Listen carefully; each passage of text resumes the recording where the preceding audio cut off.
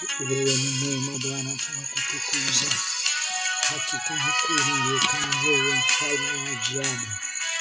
Wewe mwamba imara, tunakuinulia mikono tukisema Bwana umestahili. Wewe Bwana, tena tuko tayari kulisikia neno lako. Tunapokulisikia neno lako, mfalme wa utukufu, tunaomba nguvu zako zikandamane nasi katika jina la Yesu Kristo. Achilia uwezo na nguvu yako, ewe Bwana, zikawe pamoja nasi katika jina la Yesu Kristo. Fungua macho na masikio yetu ya ndani tunapokulisikia neno lako, Bwana. Mungu zikatokee katika jina la Yesu Kristo. Neno lako ni semari hai, tena lina nguvu, tena la chuma, hata kuweza kuzigawanya tena la makali kuliko upanga wowote, hata kuweza kuzigawanya nafsi na roho na mafuta yaliyo ndani yake. Katika jina la Yesu Kristo likatokee kama njia katika maisha yetu. Asante Bwana, na tayari asante Bwana, na tayari maisha yetu yanabadilisha katika jina la Yesu Kristo. Yanabadilisha huduma zetu, unabadilisha maisha yetu, unabadilisha hali tunazofikiri kwa damu ya Yesu Kristo. Haleluya. Bwana Mungu, Mungu, tuko kwa Bwana, tunaomba nguvu zako na uwezo wako ukatokee na ukatusaidie kwa damu ya Yesu Kristo, kwa damu ya Yesu Kristo. Haleluya. Karibu katika maisha yetu. Tuko tayari tena kulisikia neno siku hii ya leo. Tuko tayari kulisikia neno la Mungu siku hii ya leo tena, ikiwa tunataka kujifunza part 2 ya fundisho ambalo tumeanza tena mchana wa leo, na ni kuhusu njia. Lakini kwanza, kabla ya yote naomba tuende tukasome kitabu hapa kutoka Waebrania mlango wa 4. Waebrania mlango wa 4.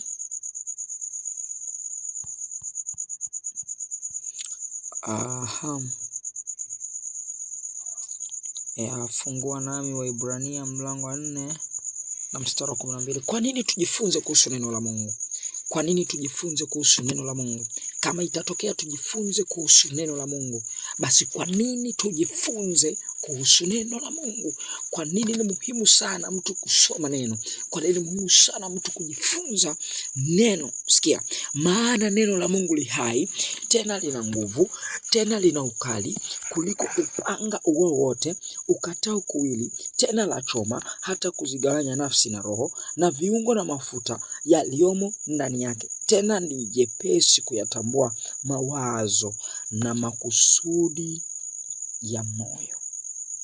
Kwa nini tujifunze neno la Mungu? Neno la Mungu lilimjia mtu alipokuwa katika magumu, likamwokoa. Tumesema hili mchana tukianza. Haleluya. Tena neno la Mungu li hai. Neno la Mungu li hai. Like kama kuna kitu mtu anafaa jifunze, ni neno la Mungu. Ni neno la Mungu. Unafaa ujifunze neno la Mungu kwa wingi. Ujifunze neno la Mungu kwa wingi. Ujifunze neno la Mungu kwa wingi. Ndio kitu pekee chenye unaweza kujifunza na ukakitegemea. Haleluya. Li hai. Neno ndio kitu kilicho hai. Wewe hufai kuona neno. Watesi wako ndio wanafaa kuliona hilo neno, kwa sababu li hai. Walipotegemea nguvu za Mungu, Shadrach, Meshach na Abednego walipotupwa kwenye tanuru la moto, ni Nebukadreza ndo aliona neno la Mungu. Katika jina la Yesu Kristo, neno la Mungu likawe hai katika maisha yetu, likawe hai katika biashara zetu, likawe hai katika maisha yetu, likawe hai kwa ajili ya amani yetu, likawe hai kwa ajili ya masomo yetu, kwa damu ya Yesu Kristo, kwa damu ya Yesu Kristo. Ketela moshakata.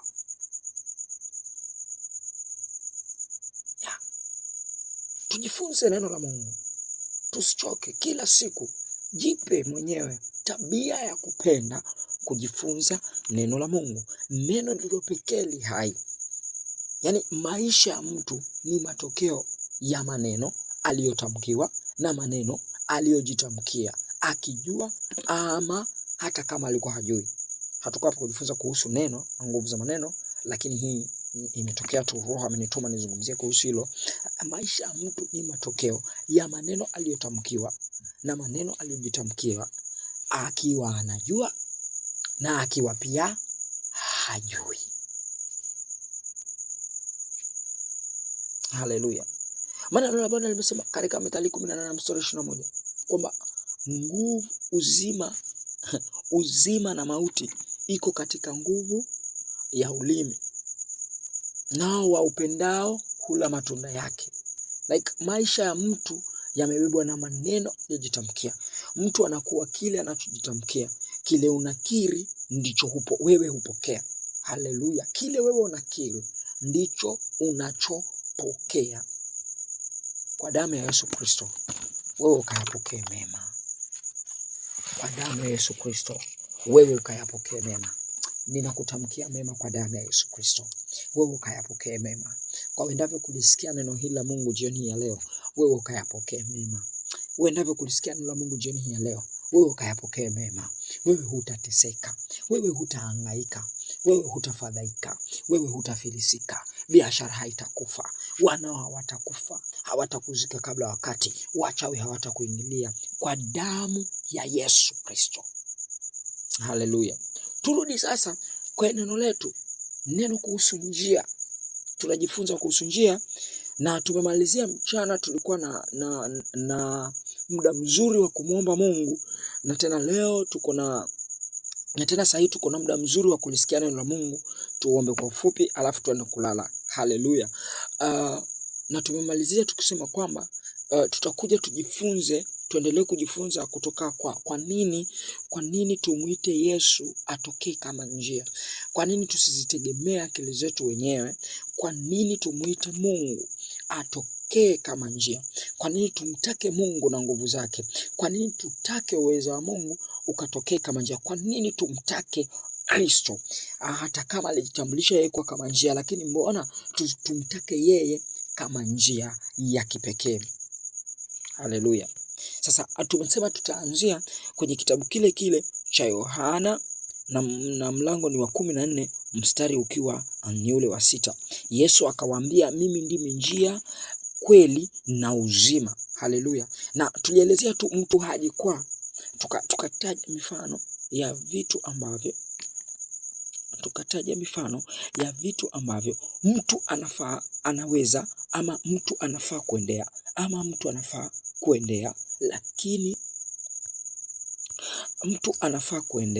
lakini sasa haezi kuyafikia ila kwa njia ya Kristo. Like hiyo ndio part yenye tumefanya. Sasa jioni hii ya leo saa hii tunataka tuangalie kwa nini, sababu ya kumuita Mungu atokee kama njia. Kwa nini tusiite wa kwetu? Kwa nini tusiite vitu vyetu? Kwa nini tusiite wapendo wetu? Kwa nini tusiite watu waliotuzunguka?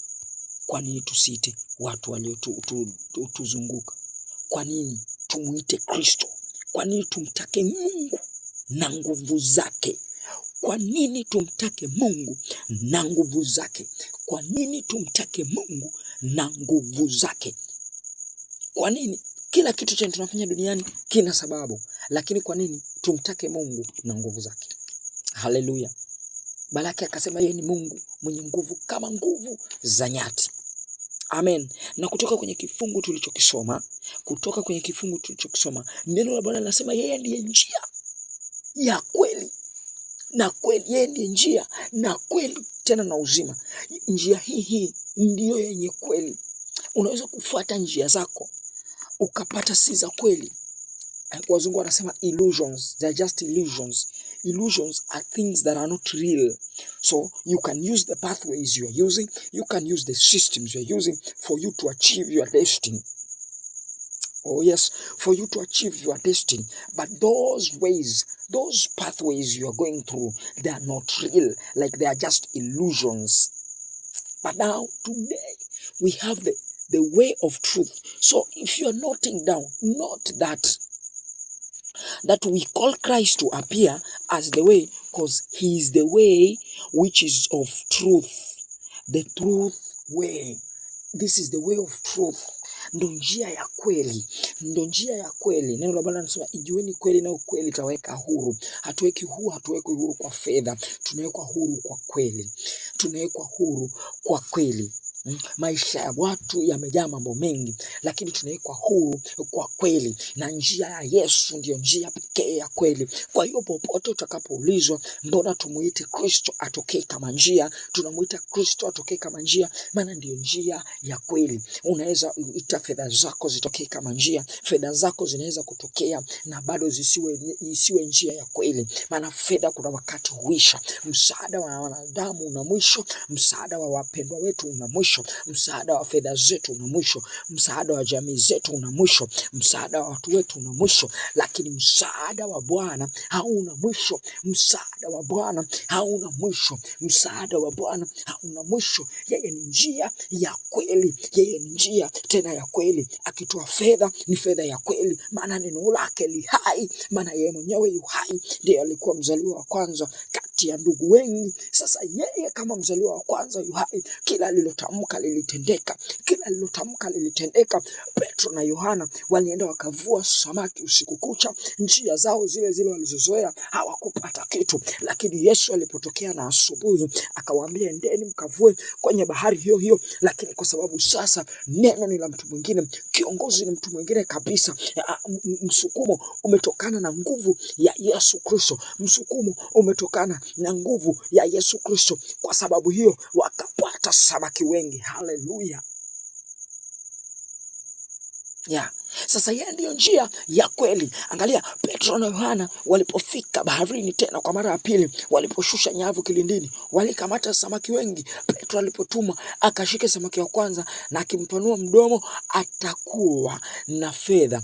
Ilikuwa ya kweli kabisa. Yesu alipotokea, alipowaambia wanafunzi wa Yohana Mbatizaji ya kwamba vipofu wanaona, vipofu waliona kweli. Alipowaambia watu kwamba viwete wanatembea, viwete walitembea kweli. Alipowaambia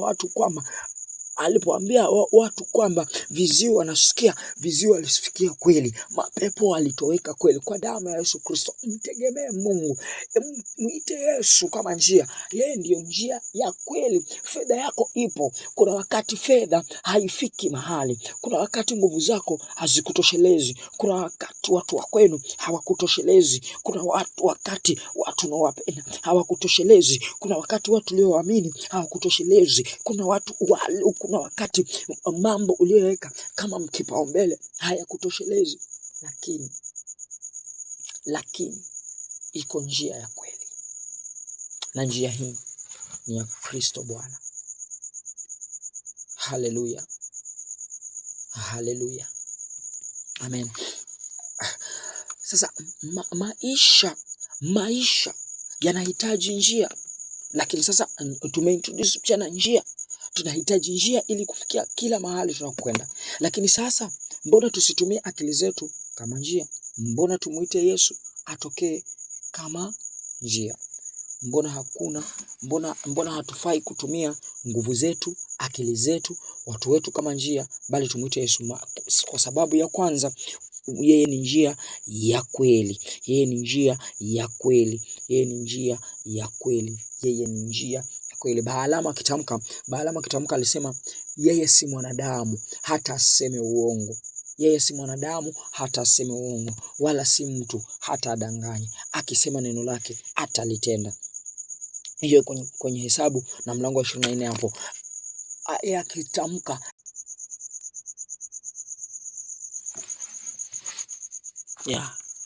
tunaendelea kusoma neno la Bwana tena.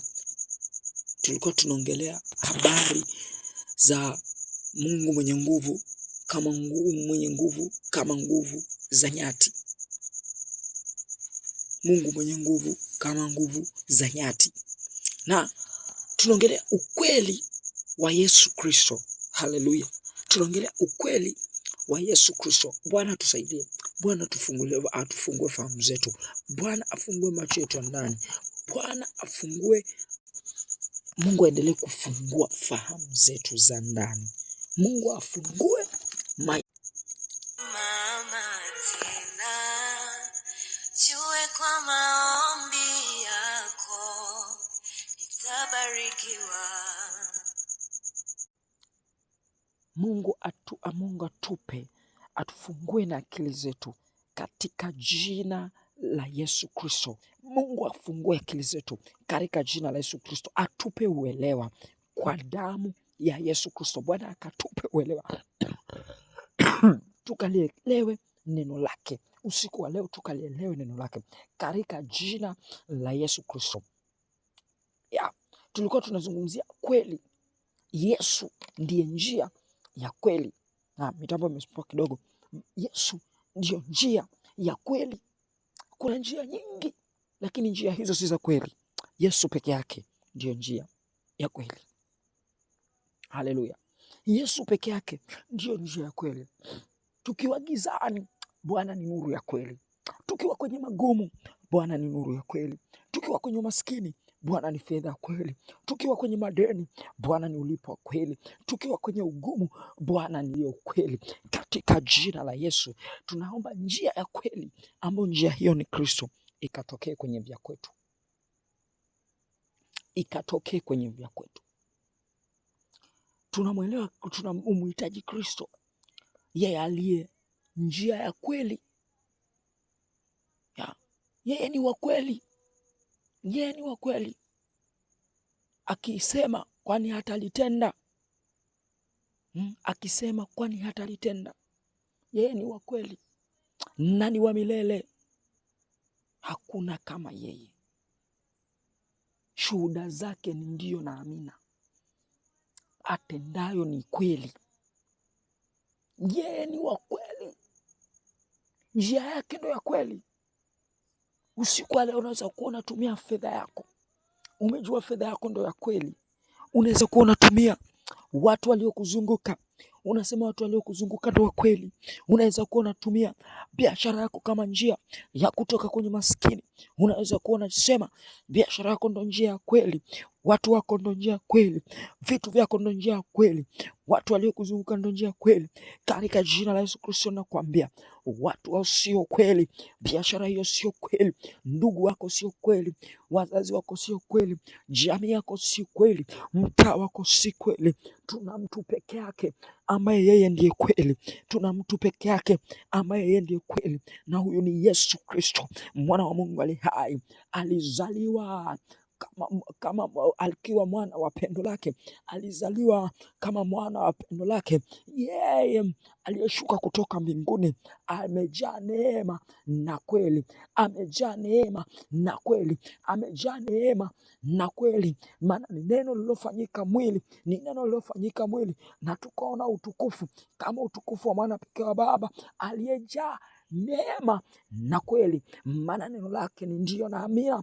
Alipomtokea Abrahamu, Mungu akamwambia Abrahamu, toka wewe kwenye nyumba ya baba yako na vitu vyako na mbuzi wako na kondoo wako, nami nitakufanya tajiri. Jina lako litakuwa kuu. Katika jina la Yesu, majina yetu yanafanywa kuwa makuu. Majina yetu yanafanywa kuwa makuu. Watu wetu wanafanywa kuwa wakuu.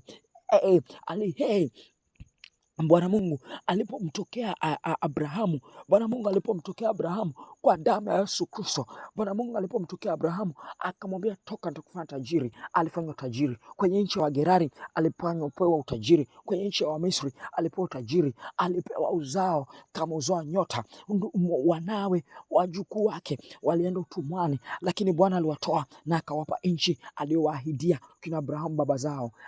Huu ndio kweli wa neno la Mungu. Abrahamu angetafuta utajiri kwa njia nyingine angepata. Kama kwa njia aliyotumia kutafuta mtoto alipata, lakini mtoto yule hakuwa wa agano. Katika jina la Yesu Kristo, njia tunazotumia ni mbaya. Abrahamu alitumia njia ambayo ilikuwa mbaya. Bwana alipomtokea akamwambia, msikilize Sara mkeo, mfukuze Ishmaeli, maana mimi niko na baraka kwa ajili yake, lakini sio mtoto wa agano langu.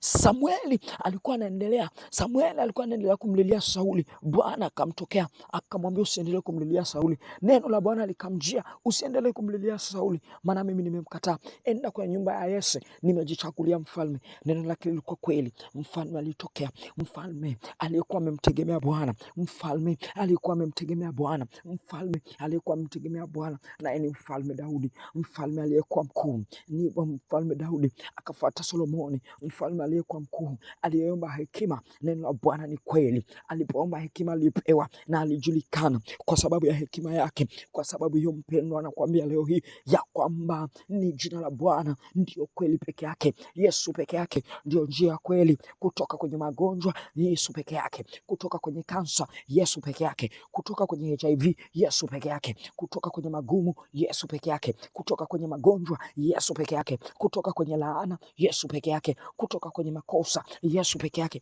kutoka kwenye hasara. Yesu peke yake kutoka kwenye kuhangaika. Yesu peke yake, yeye ndio njia ya kweli. Ikitokea imetokea kabisa, imetokea, ikitokea kabisa inatokea kabisa, ikitokea haifungiki. Njia zingine zinatokea na zinafungika, lakini hii njia ya Yesu ikitokea, ikitokea njia hii ya Yesu ikitokea, yeye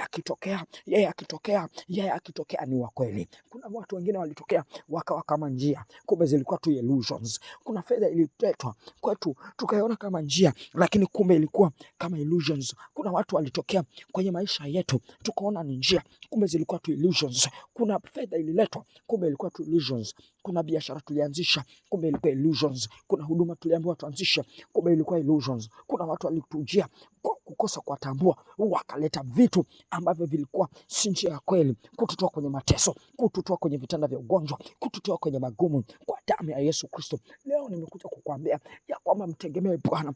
Yesu peke yake aliyo njia ya kweli, aliyo njia ya kweli, aliyo njia tena ya kweli ya kutuokoa na yule mwovu, kama Mathayo 6:15 anavyosema ya kwamba anatuokoa na yule mwovu na hawezi kututia majaribuni. Kwa sababu hiyo, mwite Bwana, yeye aliye njia, yeye aliye njia, yeye aliye njia tena ya kweli. Akitokea akitokea, yeye ni wa kweli. Akitokea si feki, yaani akitokea si feki, na akitokea si fotokopi. Lakini Mungu akitokea, yes fotokopi. Akitokea, yes fotokopi. Akitokea, he is not a copy. Akitokea, he is not a copy, he is the real document. Yeah, dokumenti zako zinatumwa, unaona tu, mbona nikawa nasema nilituma kopi. Ulimwengu wa roho wanaweza kukubadilishia. Leo hii tuma kopi yako kwa jina la Yesu. Tuma kopi yako kwa damu ya Yesu. Tuma kopi yako kikiwa na Yesu ndani. Tuma kopi yako kukiwa na maombi ya nguvu. Ukiita jina la Yesu likatokea kama njia, alafu uone. Haleluya, haleluya, haleluya, haleluya, haleluya, haleluya. Yeye ni wa kweli. Yeye ni wa kweli.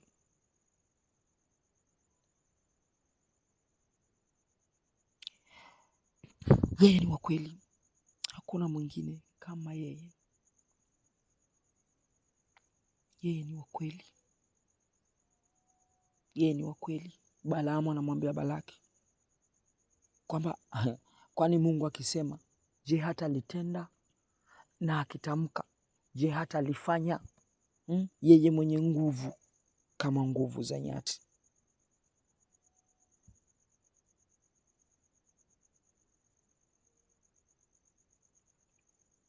Mungu mwenye nguvu nyingi sana. Tena ni Mungu wa kweli. Mungu asiyedanganya. Tuangalie Yohana 5 na mstari wa 33.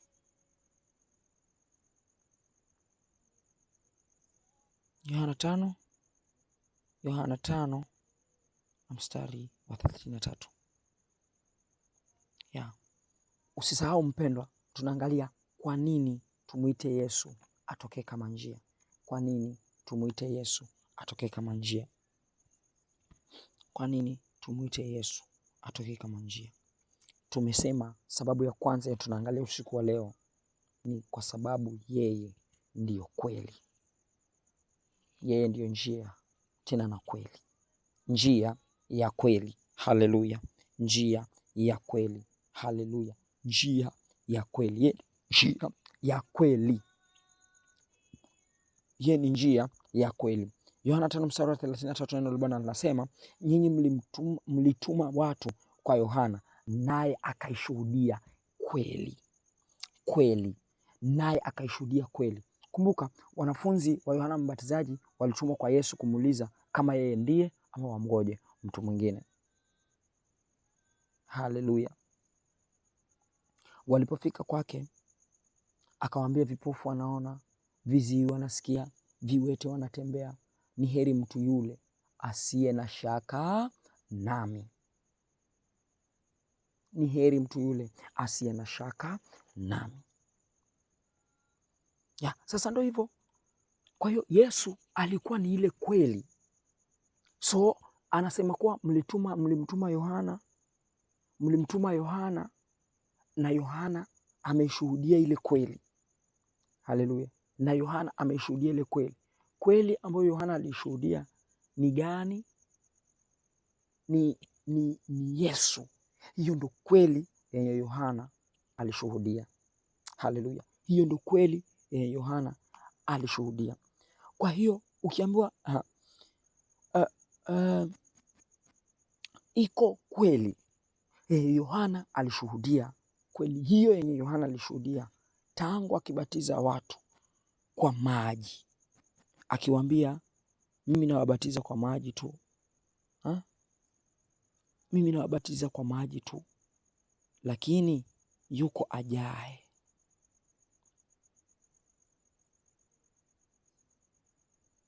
Yuko ajaye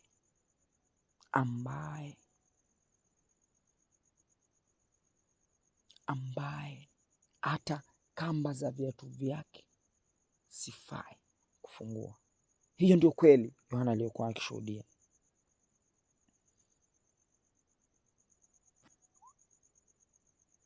Unaona?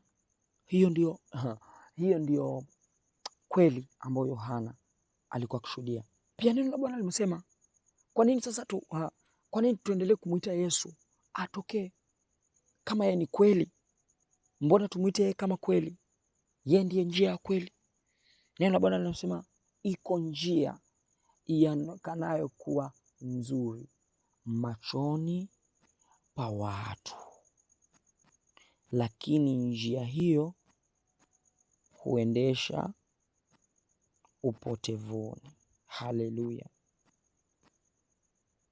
Mithali 14:12, Mithali 14:12 na Mithali 16:25 inasema iko njia ionekanayo kuwa sawa machoni pa mtu, lakini ni njia za mauti.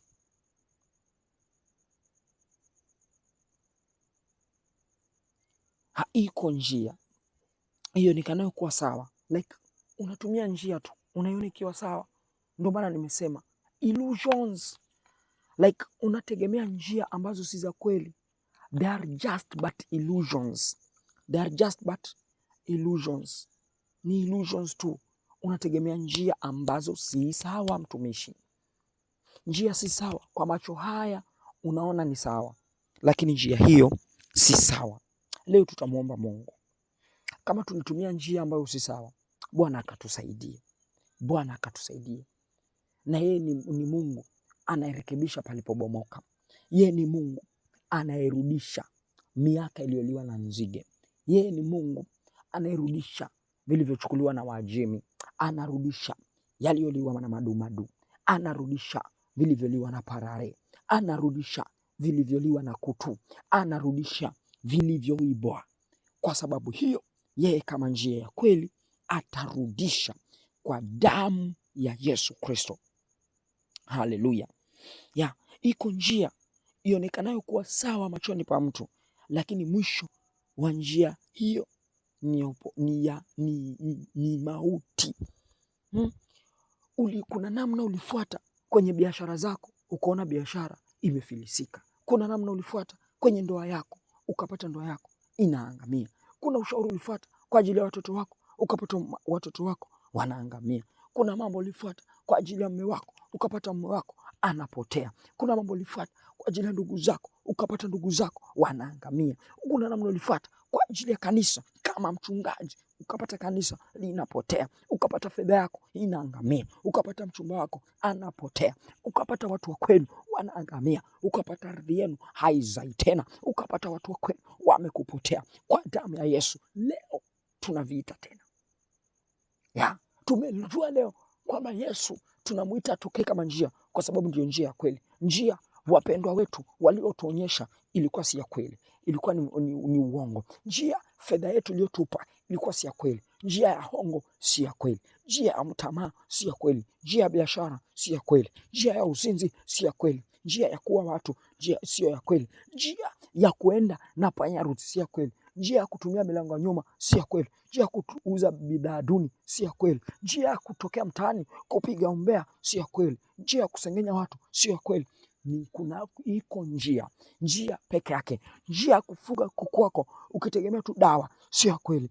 Iko njia unaweza ukafuga kuku na kuku wakawa na afya, ng'ombe wakawa na afya, hata kama hakuna nyasi, kwa sababu umemtegemea Kristo kama njia ya kweli. Haleluya. Tumalizia hapa na vifungu kidogo. Kwa nini Yesu ni kweli? Kwa nini Yesu ni kweli? Yeremia kwanza, tusome Yeremia kwanza alafu tutasoma Isaya. Yeremia 33 na mstari wa 3. Yeremia mlango ni wa 33 na mstari wa 3. Unasema hivi: niite nami nitakuitikia, nami nitakuonyesha mambo makubwa na magumu usiyoyajua. Maana Bwana Mungu wa Israeli asema hivi katika habari za mji huu na katika habari za nyumba za wafalme wa Yuda zilizobomolewa, ili kuyapinga maboma na upanga. Yeye ni wa kweli. Sikia mstari wa 3, anasema niite nami nitakuitikia. Kweli kabisa, ukimuita ataitika. Yusufu alimuita akiwa gerezani. Neno la Bwana anasema maana Bwana alikuwa pamoja naye hata gerezani. Watu walimuita Mungu. Musa alimuita Mungu akatokea akapasua bahari. Alimuita Mungu akatokea kama mana. Alimuita Mungu akatokea kama kware.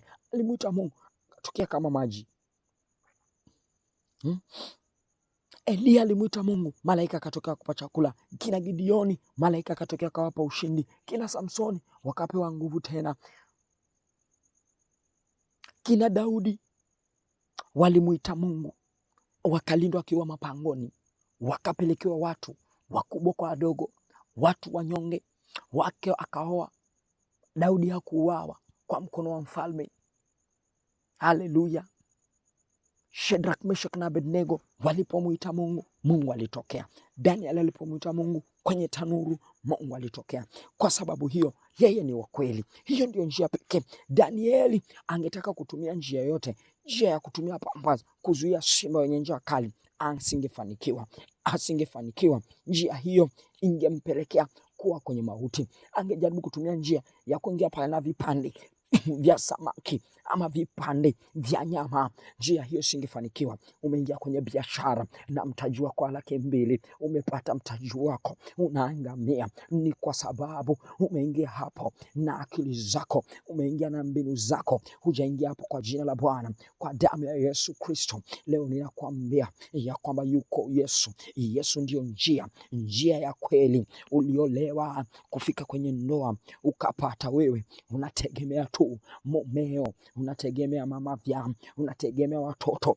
unapata ndoa inasuasua. Leo nimekwambia mwite Bwana, Bwana atatokea. Yeye ni wa kweli, atatokea. Uliingia kwenye kanisa ukapewa huduma, unapata kanisa linasuasua, huduma inasuasua, watoto wanasuasua, ndoa inasuasua, masomo unasuasua, elimu inasuasua, watu waliokuzunguka wanasuasua. Sio wa kweli. Ni kwa sababu umetegemea njia ambazo si za kweli, na njia hizo zinapokupelekea kuangamia. Kama ni huduma kwa kutumia njia zako, itaangamia. Kama ni watu, watakupotea. Kama ni biashara, itafilisika. Kama ni hasara, mbona utaiona? Kama ni watoto, watakupotea. Watakuwa wakora, watakuwa wakabaji, watakuwa wazinzi, watakuwa wapotevu, watakuwa watu walioangamia. Kama ni nchi, itakataa kuzaa, itaota mbegu za miba. kwa sababu umekataa kumuita Bwana. Maana amesema niite nami nitakuitika. Unaposoma mstari wa 6 anasema tazama, nitauletea afya na kupona, nami nitawaponya, nami nitawafunulia wingi wa amani na kweli. Nami nitawafunulia wingi wa amani na kweli. Nami nitawafunulia wingi wa amani na kweli. Kumbe Yesu tunamwendea, si kweli tu kuna amani. Tutaizungumzia hapo chini tena. Tutaizungumzia hapo chini kuhusu amani. Kuhusu amani. Hii ni next. Tutaongelea baada ya kuongelea zingine nyingi. Tutakuja tena tutaongelea kwa nini tumuite Yesu atokee kama njia. Yeye ni njia yenye amani. Tutaona amani, tutaona njia. Yesu kama amani. Tunamwona Yesu kama amani. Yesu kama njia ya amani. Yesu kama njia ya amani. Lakini leo ninakwambia Yesu kama njia ya kweli. Yeye ndio njia ya kweli. Ukimuita yeye atatokea na nguvu zake, atatokea na kweli yake, atatokea na uzima wake, atatokea na uponyaji wake, atatokea na utulivu wake, atatokea. Haezidanganya. Yeye si mwanadamu hata seme uongo, wala si mwanadamu hata adanganye. Kwa sababu hiyo mpendwa, ninakuambia muite Bwana, muite Bwana, muite Bwana, muite Bwana akatokee na kweli yake. Bwana tokea na kweli yako, tokea Bwana na kweli yako, tokea Bwana na kweli yako. Atuonyeshe njia iliyo ya kweli, njia ya sawa. Kuna kwingine Bwana tulitumia njia ambazo zilionekana kuwa sawa machoni petu, kumbe njia hizo zilisababisha kupotea watu wetu, kupotea jamii zetu, kupotea mifugo yetu, kupotea ng'ombe wetu, kupotea kuku wetu, kupotea kwa siku zetu, kupotea kwa masaa uliotupa, kupotea kwa muda wetu. Kwa damu ya Yesu tulitegemea marafiki wakatupoteza, tukategemea biashara zikapotea, tukategemea fedha zikatuisha, tukategemea watu wakatuisha, tukategemea watu wakatupotea, tukategemea wapendwa wetu wakatuangamia, tukategemea ndugu hawakutusaidia. Kumbe njia hizo hazikuwa za kweli. Ulikuwa unadhihirisha kwa wewe peke yake ndio unafaa kutegemewa. Kwa damu ya Yesu tegemea Mungu, pigia Yesu kelele, mwambie Bwana akatokee kama njia ya kweli, akatokee kama njia ya kweli, akatokee kama njia ya kweli. Tunahitaji kweli yake, yeye aliye njia, kweli na uzima, akatokea sasa kama kweli katika jina la Yesu, katika jina la Yesu. Akatuletea njia ambayo itatuletea kwenye mafanikio, njia ambayo italeta uponyaji, njia ambayo italeta afya, njia ambayo italeta uzima, njia ambayo italeta kufanikiwa, njia ambayo italeta kuinuliwa, njia ambayo italeta kubebwa katika jina la Yesu, kubebwa kupelekwa kwenye kiti cha hekima, kiti cha heshima. Katika jina la Yesu Kristo hatutapotea sisi, na kutamkia baraka katika jina la Yesu. Wewe ulisikia neno hili ya kwamba hutapotea, hutapotea wewe, hutapotea wewe, hutapotea wewe. Hawatapotea watu wako, hawatapotea watu wako, kwa maana umechagua chaguo jema, chaguo la kumfuata Kristo, Kristo aliye njia tena ya kweli. Umechagua chaguo jema kumfuata Kristo, Kristo aliye njia ya kweli. Kwa damu ya Yesu, kwa damu ya Yesu, Kristo aliye njia ya kweli akatokee kwako, akatokee kwa vya kwako, akatokee kwa biashara yako, akatokee kwa ndoa yako, akatokee kwa watoto wako, akatokee kwa masomo yako, akatokee kwa mifugo yako, akatokee kwenye mazao ya shamba lako, akatokee kwenye mpenzi wako, akatokee kwenye vitu vyako. Kwa damu ya Yesu Kristo akatokee kwa ndugu zako wadogo, akatokee kwa siku zako popote akapotokea. Hata kama ni kutembea kwa miguu, kutembea kwa gari, akuonyeshe gari la kweli ambalo litakuendesha na utafika salama, akuonyeshe njia ya kupitia, njia ya kweli, akuonyeshe pikipiki ya kupanda, pikipiki ya kweli, akuonyeshe watu wa kwenda nao, watu wa kweli, akuonyeshe wapi uende kwa kweli kwa kupata fedha, katika jina la Yesu Kristo. Tusome kifungu kingine hapa ya mwisho. Haleluya. Ya muite na ataitika, muite na ataitika, muite na ataitika, muite ataitika. Yei, muite. Tunamuita Bwana, tunamuita akatokee, tunamuita akatokee. Sikia, na ukimuita kwa sababu yeye ni wa kweli, ukimuita kwa sababu yeye ni wa kweli, atatokea. Tunamuita akatokee. Isaya 55 na mstari wa 6 inasema, mtafuteni Bwana maadamu anapatikana. Haleluya, haleluya, Haleluya, haleluya, haleluya, amen. Mtafuteni Bwana maadamu anapatikana, muiteni maadamu yuko karibu. Sikia 7 inasema, mtu mbaya na aache njia yake, na mtu asiye haki aache mawazo yake, na amrudie Bwana, naye atamrehemu, na arejee kwa Mungu wetu, naye atamsamehe kabisa. 8, maana mawazo yangu si mawazo yenu, wala njia zenu si njia zangu, asema Bwana. Kwa maana kama vile mbingu zilivyo juu sana kuliko nchi, kadhalika njia zangu juu sana kuliko njia zenu, na mawazo yangu kuliko mawazo yenu. Karabayando leko shokota balanto lema sanda lika shanda riba sayo leko shakataya balazuza malakata. Sikia neno la Bwana katika Isaya 55. Neno la Bwana linatuambia tumtafute Bwana maadamu anapatikana. Yeye ni wa kweli, to a point of ukimtafuta anapatikana. Mtu yoyote ambaye ni muongo ukimtafuta hapatikani, ukimtafuta hapatikani, na ukimpata ni wa bahati mbaya. Lakini huyu Mungu wetu huyu kerapakata shatatapa rapokoto rebleke sakata latolemanda rikatosha talabayando lekosokota rabashatata. Ukimtafuta anatokea, ukimtafuta anapatikana, ukimtafuta anatokea. Anasema mtu mbaya na aache njia yake. Uliamua kufuata njia yako, uliamua kufuata njia yako, uliamua kufuata vitu vyako, uliamua kufuata wakwako, uliamua kufuata watu ulioona wanafaa, ukasahau kumfuata Bwana. Leo hii neno la Bwana linasema mtu mbaya aache njia yake, asiache na mawazo yake, na aifuate njia ya Mungu mwenyewe. Na njia ya Mungu aliyotoa ni njia ya Kristo Yesu mwanawe. Yesu Kristo aliyetolewa kama dhabihu ya kuteketezwa, na alikuwa kimya hata alipokuwa anapelekwa kama kondoo nje machinjoni. Alikuwa kimya hata kufikia mauti. Neno la Bwana linatuambia kama vile mawazo, kama vile mbingu ilivyoachana na ardhi, ndivyo njia za Mungu zilivyoachana na njia zetu, ndivyo mawazo ya Mungu yalivyoachana na mawazo yetu. Tunamwangalia Kristo kama mfano, tunamwangalia Kristo kama mfano, tunamwangalia Kristo kama mfano. Yeye ndio njia tunafaa kutumia. Yeye aliye ndugu wa kwanza, mzaliwa wa kwanza kati ya ndugu wengi. Palakatauya rabashatata katotetepa rabasato leko sokoto rapakata. Tunamuita Bwana akatokee kama njia, akatokee kama njia.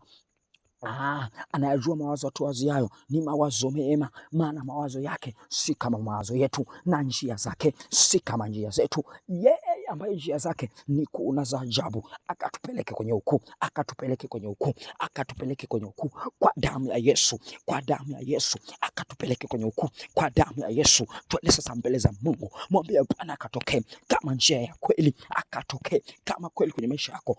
Uko na biashara, akatokee kama kweli. Uko na biashara, uko na ndoa, uko na watu, akatokee kama kweli kwa damu ya Yesu, akatokee kama kweli. Uko na watu, uko na fedha ya uongo ambao ulipata for fraudness, kwa damu ya Yesu Kristo, Bwana akatokee akakuletea fedha ya halali, wateja wa halali, bidhaa za halali, watu wa halali, stakabadhi zako zikawe halali.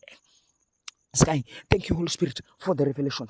Sikia hii mtumishi wa Bwana. Kabla tuendelee kuomba, sikia, tukoelewe. Wakati mwingine tuna stakabadhi, wakati mwingine tuna vitu, wakati mwingine tunahitaji wateja, wakati mwingine tunahitaji vitu, wakati mwingine tunahitaji watu ambao watatubeba sisi na majina yetu kwenye sehemu za maana, lakini majina yetu yamefanywa kuwa ongo, yamefanywa kuwa ya uongo. Majina yetu yamefanywa kuwa ya uongo, majina yetu yamefanywa kuwa ya uongo. Kwa sababu hiyo balakatara mandala bashata rebesetula makataya. Sikia, kwa sababu hiyo watu hufanya majina yetu kuwa ongo. Nimesema watu hufanya bidhaa zetu kuwa ongo, watu hufanya kwa ulimwengu wa roho, watu husababisha watu wenye tunawahitaji watu tangaze kuwa ongo. Hawaaminiwi. Mambo yanayosema hayaaminiwi, maneno tunayosema hayaaminiwi, watu tulio nao hawaaminiwi, bidhaa tunazouza haziaminiwi, biashara zetu haziaminiwi, watu wetu hawaaminiwi, wamefanywa ongo. lakini leo hii tumemsoma njia Yesu kama kweli. Haleluya. Tunaomba Yesu akatokee kama kweli, akafanye majina yetu kuwa kweli. Popote atakapotajwa watu wakaone ya tunamhitaji. Popote stakabadhi zetu zitakapofika watu wakaone ya tunahitaji mtu mwenye stakabadhi hizi zikawe kweli. Popote watu wetu watakapotokea wakawe wa maana, wakatutambulisha kama vile Yonathani alivyomtaja Daudi kwa babaye, ndivyo na sisi watu wetu watakapotutaja tukakubalike kwa damu ya Yesu Kristo. Tukakubalike kwa damu ya Yesu Kristo. Tukakubalike kwa damu ya Yesu Kristo. Wakaone tu we need this one. Wakaone tu yes, we need this one. Wakaone tu we need this one. In the mighty name of Jesus. Sikia, bidhaa zetu zenyewe hufanywa kuwa ongo. Uko na biashara, mpendwa wa Bwana, uko na biashara, mtumishi wa Mungu, uko na biashara, wewe mama wa watu, unamtumikia Mungu, lakini unapata biashara yako haiendi, unapata tu mambo yako hayaendi, unapata mtoto wako ana apply kazi haiendi, unapata watoto wako wakitokea mahali mambo hayaendi kabisa, mambo hayaendi. Kwa nini mambo hayaendi? Ni kwa sababu ulimwengu wa roho kitu inaonekana ongo. Yani hiyo anaonekana tu jina lake hapana halifanyi. Background yako inatokea hapana haifanyi. Unaona tu vitu inaonekana tu vitu unauza hapana havifanyi. Like mbona hatuvielewi? Mbona hatuvielewi? Usiku wa leo tunamuita Bwana na nguvu zake na kweli yake akatokee kwenye majina yetu. Tuende mbele za wasema Bwana tokea kama kweli. Tokea kama kweli. Sema Bwana tokea kama kweli kwenye jina langu. Tokea kama kweli kwenye biashara yangu. Tokea kama kweli kwenye vya kwangu. Tokea kama kweli kwenye watoto wangu. Tokea kama kweli kwenye watu wangu. Kwa damu ya Yesu. Kwa damu ya Yesu. Kwa damu ya Yesu. Kwa damu ya Yesu. Tokea kama kweli kwenye watu nilio nao. Tokea kama kweli kwenye bidhaa nazouza. Kwenye machungwa yangu naouza. Tokea kama kweli kwenye ndizi nazouza. Tokea kama kweli kwenye maembe nayouza. Tokea kweli kwenye juisi nayouza. Tokea kama kweli kwenye biskuti nazouza. Tokea kama kweli kwenye nguo ninazovaa. Tokea kama kweli kwenye masweta yanayovaa, kwenye kitanda ninacholalia, kwenye watu naowaita kwenye jina langu. Tokea kama kweli. Watu walipaka jina langu uongo. Watu walipaka jina langu uongo. Bwana tunakuita tokea kama kweli. Sema Bwana tunakuita tokea kama kweli. Bwana tunakuita tokea kama kweli. Bwana nakuita tokea kama kweli kwenye mavazi yangu. Tokea kama kweli kwenye vitabu vyangu. Tokea kama kweli kwenye vitabu vyangu. Fanya viwe kweli. Popote vitakapoonekana ikawe tu ni kweli. Ikawe tu ni kweli. Watu wakasema wanavihitaji, maana hiyo ndio kweli. Waliokosa kwa damu ya Yesu kila aina ya uongo tunaupiga, tunaulipwa kwa damu ya Yesu. Sema lipwa, sema unalipwa, sema nalipwa kila aina ya uongo uliopandwa kwenye stakabadhi zangu, kwenye stakabadhi zangu, kwenye stakabadhi zangu, kwenye stakabadhi zangu, kwenye vyombo vyangu, kwenye biashara yangu, kwenye fedha yangu, nikipeleka popote inakatwa haizai faida. Siku ya leo ninatamka kwa damu ya Yesu inazaa faida, inazaa faida. Tunapiga inazaa faida. Shamba langu yoyote atakayeliona atalihitaji. Nyumba yangu yoyote atakayeiona atahitaji. Kato rapakata ratolepa shatatapa raboshata lamasando lekoshata balazuza marakataya balakatoya shakatote rapakata rabasakato riketeta shakatapa raba seketo rakatapa riketete shato rakataya balando rekotaya. Kila aina ya uongo, kila aina ya uongo uliopandwa kwenye jina langu, uliopandwa kwenye mambo yangu, uliopandwa kwenye vitu vyangu, uliopandwa kwenye wakwangu, uliopandwa kwenye vya kwangu, kwa damu ya Yesu, kwa damu ya Yesu, kwa damu ya Yesu. Piga mtumishi wa Bwana, piga mtumishi wa Bwana. Uongo ulipandwa. Leo tumejifunza kwamba Bwana peke yake yeye ndiye kweli. Bwana peke yake yeye ndiye kweli. Tunapiga leo hii kila aina ya uongo uliopandwa popote, uliopandwa popote. Siku zetu zenyewe huwa zinapandiwa uongo.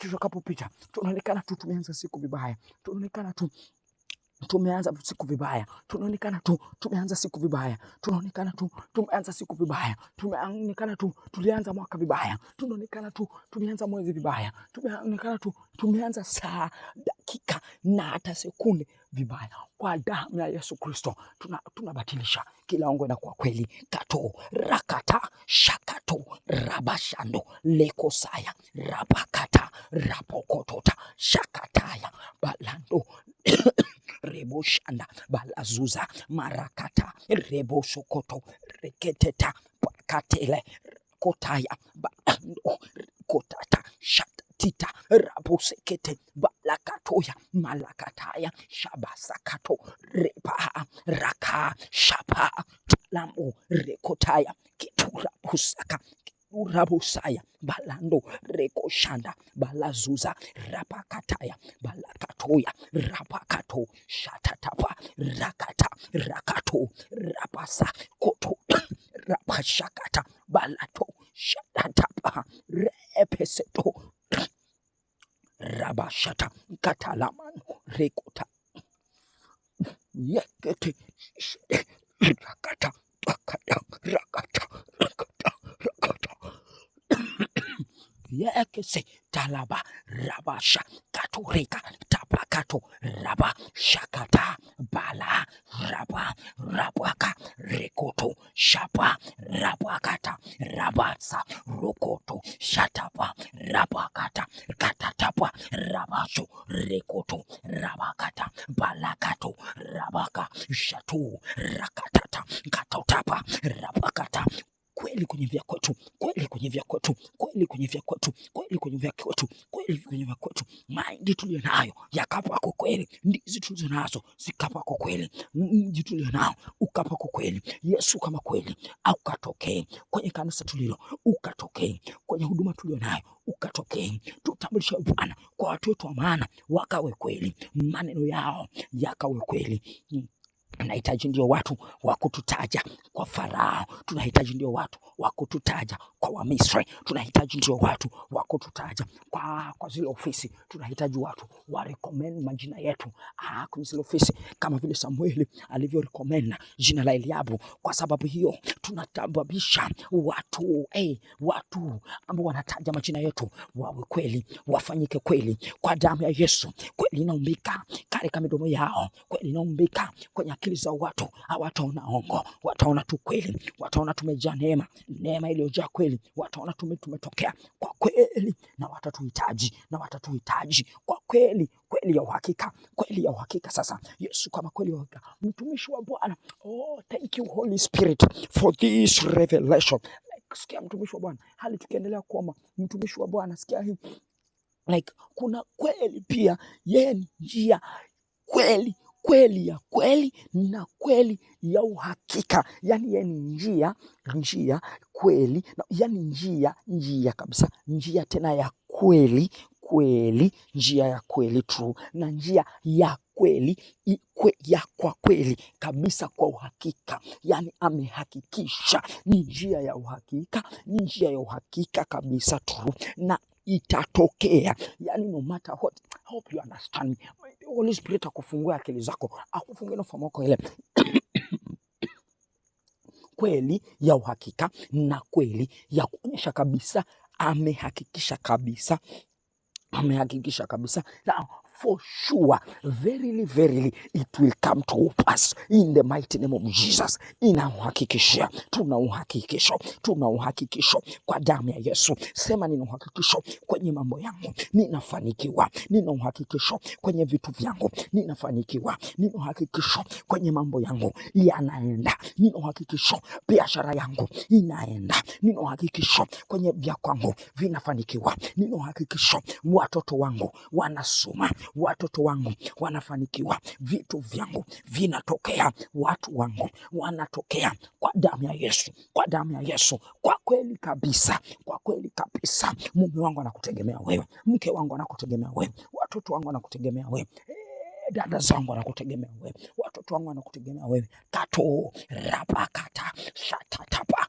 Speaking other tongues. Sometimes we don't have to arrange the vocabulary. Sometimes we don't have to arrange the vocabulary. We just have to stand and katosh, talaba, rapasa, talabo, shatatapa, rakotota, shabalazuza, malakatoya, ribashanto, lekusanda, balando, rebakaya, balakata, shatoteleba, santalamando, rekotalabaya, shatalabakato, rekotatapa, sakata, balakato, rabashata, katole masanda, ribashando lekosaya, balando rebakaya, balazuza malasaka, rikataya, balazokoto, rabakataya, pakatotete, shakatotata. Nafsi yangu popote takapotokea usiku wa leo, nafsi yangu popote takapotokea usiku wa leo, nafsi yangu popote takapotokea usiku wa leo, wataona kweli ndani yake, watakaona kweli ndani yake, haitaona mambo ya uongo, haitaona mambo ya uongo.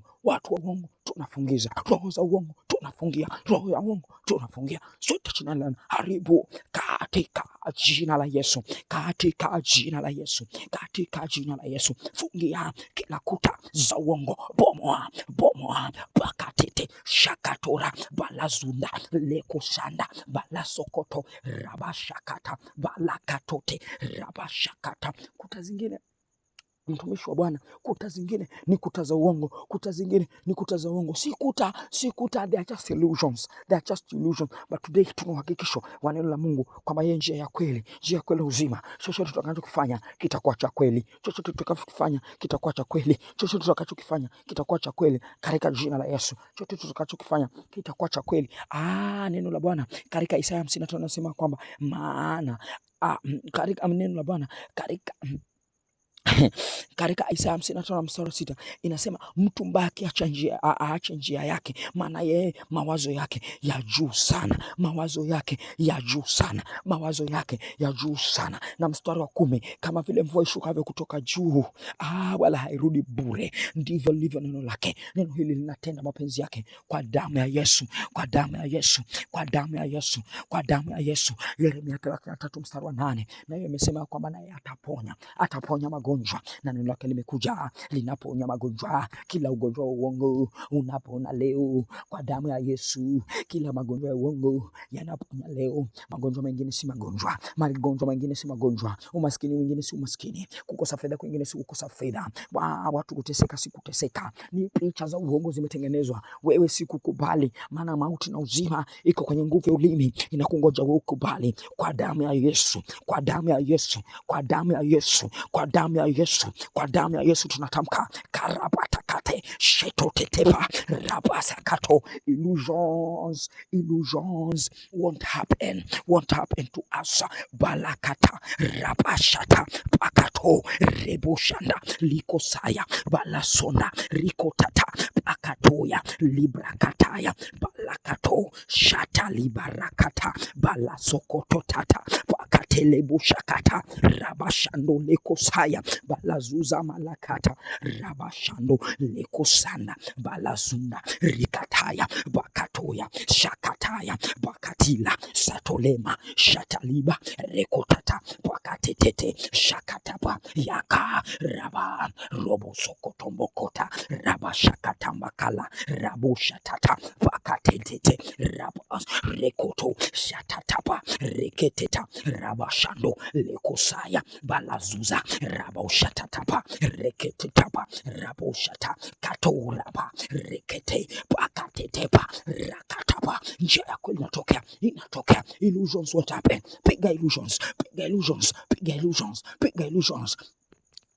Kwa damu ya Yesu, kwa damu ya Yesu, kwa damu ya Yesu, kwa damu ya Yesu tunapiga illusions, tunapiga illusions kwa damu ya Yesu, kwa damu ya Yesu. Kila aina ya illusions zinaangamia, zinaangamia, zinaangamia kwa damu ya Yesu, kwa damu ya Yesu, kwa damu ya Yesu. Katatapa raposha katona ribashano lekosaya palakato rebosha kata pakatetepa rabashakato rekota pakate rekete rakatakata. Ndoto zinazoletwa kama illusions, tunazipiga kwa damu ya Yesu, kwa damu ya Yesu, kwa damu ya Yesu. Tunalindwa na watu wetu na nafsi zetu na afya zetu kwa damu ya Yesu. Kato rabakata shatatapa rekotulama saturaba shatama kato rekete pakataya balazuna rekotata pakatilemo shata rabakata rekoto shatatapa reketapa rabashan katura balando rekotaya balando rebushanda ekete shatalaba rabashando lekosaya balando rebazuza rabakati shetuta pakata rabosha kataya balando ribunda likosoto rebakata katota rabakata shatapa rekotata pakatelima sakatapa repopo. Usinyamaze mpendwa, piga kwa damu ya Yesu, piga kwa damu ya Yesu, piga kwa damu ya Yesu. Kato raba shatapa rekete raba rekete pakati shatapa raba papash kato raba shatata pakati tita raba kato raba kata shakatapa namba satatapa rakoto raba shatatapa reketete rakatuta rabasusa ramashando rekotaya balando rebokata shapakata rabasato rakatuta ribosaka rikataya bakate reketota shakata karabayano lekosakata bakatota rabashaka bakatete reketo rabrakazukati karabashunda rikatota payakata rabasha kato rabasu katota rabakata shakato rabasanko reketeya balando rekotaya balazuza malakanda raboshanda ribashunda rikotaya balasonda rikatoya balakato ramashanda rakotata pakatoya rabashato lekosanda balasunda rikotata pakatila shatulama rabashando rikotaka pakatete rabababa shakataba mama sokoto makata rabashakato rabasakata pakate reba shata rebo sokoto tatapa ramashakato talama sakati rebo yandalaba riketete pakatu rakati laba yandu. Njia ya kweli inatokea, kila kuta za uongo zimeanguka, kila milango ya uongo imetoweka kwa jina la Yesu Kristo. Njia za uongo zimetoweka, fedha ya uongo imetoweka, bidhaa za uongo imetoweka, macho ya uongo pia yametoweka. Hakuna neno la uongo linalotamkwa juu yetu litakalofaulu. Neno la Bwana linasema mtumishi wa Bwana kwamba kuna silaha itakayofanyika juu yetu itakayofaulu. Hata uongo ni silaha ambayo huwa inafanyika kinyume chetu, nayo haitafaulu. Na kila ulimi unaotamkwa kinyume chetu huo nao utahesabiwa, utahukumiwa kwa jina la Yesu Kristo. Wewe muamini Bwana mpendwa, ya kwa muamini Bwana, muite Bwana ya kwamba yeye peke yake ametokea kama njia ya kweli. Kila kuta za uongo zimeangushwa kwa damu ya Yesu, na Yesu aliye njia tena ya kweli, njia tena ya kweli, njia ya kweli na ya uhakika. Njia ya kweli na ya uhakika, ni kweli kabisa. Yani hiyo ndio hiyo kabisa, ingine ni photocopy, tena ni ya uhakika. Tunampenda huyu Yesu, maana yeye ni pekee, ni wa pekee, tena ni wa uhakika. Haleluya. Mungu akubariki sana mtumishi wa Mungu. Lakini kabla tumalize fundisho letu leo, ningependa nikwambie kitu kwamba hata kama si uongo kwenye mambo ya uhalisia, kuna uongo hata kwenye ulimwengu wa ndoto. Like kuna ndoto zingine unaletewa uone, useme mbona ni kama ni kweli. Ukisema tu kama ni kweli, umepiga muhuri. Kwa sababu Mkristo yote, hata kama unaendea magumu kiasi gani, usiwahi jitamkia ugumu. Kama unaona unaumwa, usiwahi jisema ninaumwa, nasikia ninaumwa. No, tamka uzima. Sema mimi ni mzima. Kama unaona huna fedha, amka, huna hata shilingi 5, huna hata bukujero, huna kabisa hata ndururu, tena jiangalie, sema mimi ni tajiri. Like ukiona magumu yote unapitia, magonjwa yote unapitia, mambo magumu yote unapitia, jua tu ni uongo wa mwovu amekuletea uone ili useme enyewe sina, enyewe mwanangu anaumwa, enyewe huu mwaka ni mgumu, mwenyewe huu mwezi hapana kwa kweli, enyewe hii siku ni mbaya, enyewe hili saa limenichapa, enyewe haya maisha yamenichapa. Usiseme hivyo, kwa sababu ukisema hivyo umeyatia muhuri. Nimeanza kwa kuelezea maana neno la Mungu li hai, lakini hata pia maana neno la kila mtu li hai. Maana nguvu ya mauti na uzima iko kwenye ulimi. Kile unachamka kama mtumishi wa Bwana kinapigwa muhuri. Kwa hiyo kuna ndoto zingine utaota, hiyo ni uongo kabisa. Mwovu amekuonyesha ili upige muhuri, utakapopiga muhuri kwa maneno yako apate mlango wa kuingilia kwako.